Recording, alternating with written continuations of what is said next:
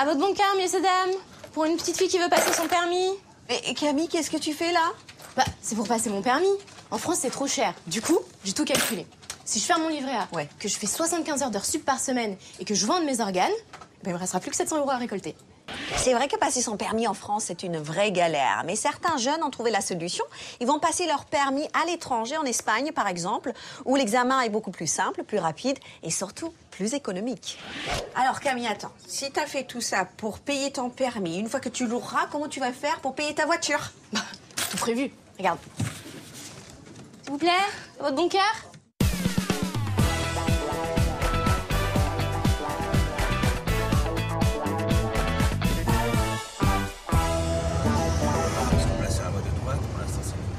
Chaque fin de journée, Camille prend des cours de conduite. Dans 2 semaines, cette étudiante va passer le permis, mais pour l'instant, elle n'a que 6 heures de pratique. Et visiblement, il y a encore du travail. La maîtrise du véhicule, au début, quand déjà on n'a pas conduit beaucoup, tous les petits trucs deviennent un peu compliqués et c'est dur d'avoir dès le début les automatismes, quoi.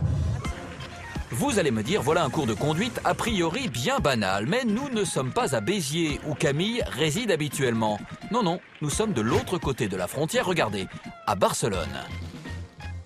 Car passer le permis à l'étranger, c'est le bon plan du moment pour gagner du temps et économiser beaucoup d'argent. En effet, vous le savez sûrement, en France, le papier rose est hors de prix, jusqu'à 2000 € et les délais sont interminables. Il faut parfois attendre jusqu'à 4 mois. Alors aujourd'hui, de plus en plus de candidats, comme Camille, passent la frontière. Et pour cause, regardez, à partir de 300 € en Belgique, 850 € en Italie, quelques formalités administratives à l'ambassade et à la préfecture, et le tour est joué. Vous pouvez passer votre permis à l'étranger. Mais cette combine est-elle à la portée de tous ? Johan, 24 ans, est un jeune diplômé. Cela fait plusieurs mois que ce Parisien recherche un emploi. Mais sans le permis, c'est une mission quasi impossible. Alors pour la première fois, il pousse la porte d'une auto-école.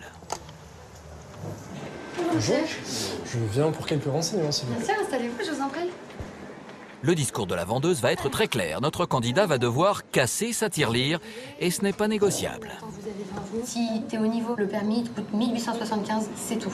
D'accord. Et si par exemple j'ai des heures de conduite en plus à prendre... C'est 50 € pour 2 heures en binôme et 62,50 pour 1 heure tout seul.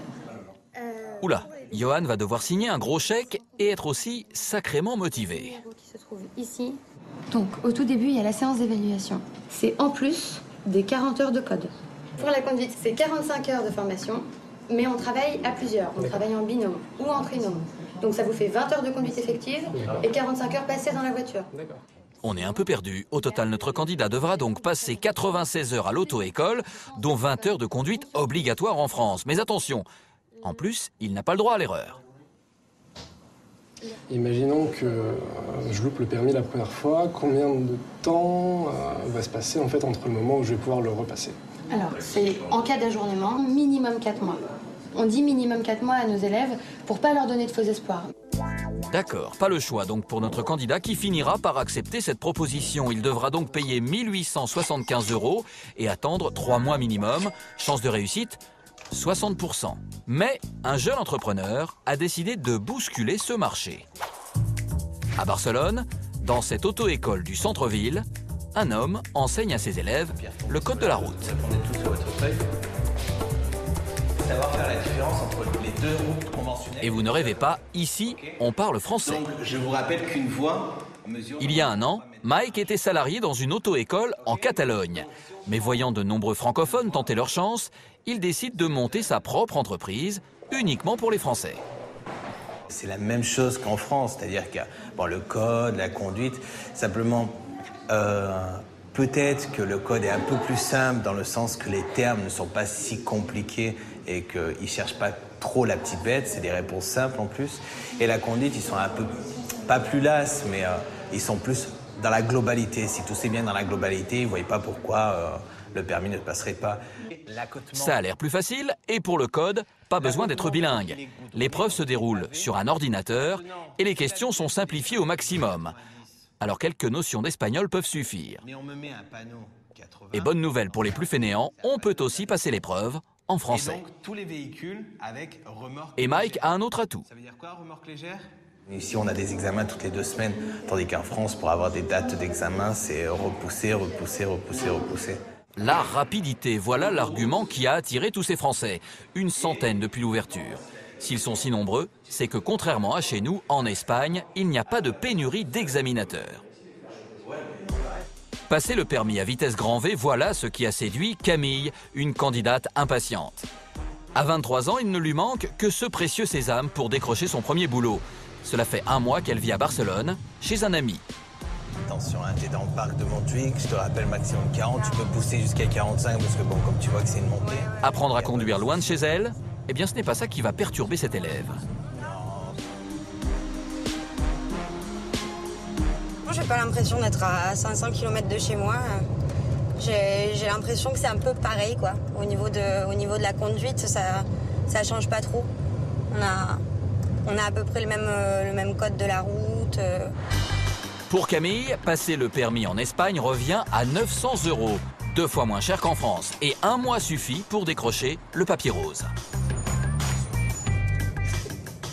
Avec les cours de code et 20 heures de conduite qui ici ne sont pas obligatoires, Mike offre exactement les mêmes prestations qu'une auto-école française, avec un taux de réussite légèrement supérieur, 62%. Quant à la visite de la ville, c'est cadeau. C'est quoi là, ça aussi en face là? Ça, c'est le parc, c'est un parc. Mike donne ses cours en français, mais aussi en version originale. Objectif, préparer à l'examen en conditions réelles. À la prochaine possible, nous irons à droite. A la próxima que puedas, giraremos a la derecha. Ils sont plutôt pratiques, vos cours. On apprend à conduire et on apprend l'espagnol. Ah oui, tout à fait. Il faut rejoindre les 2 choses, en fait.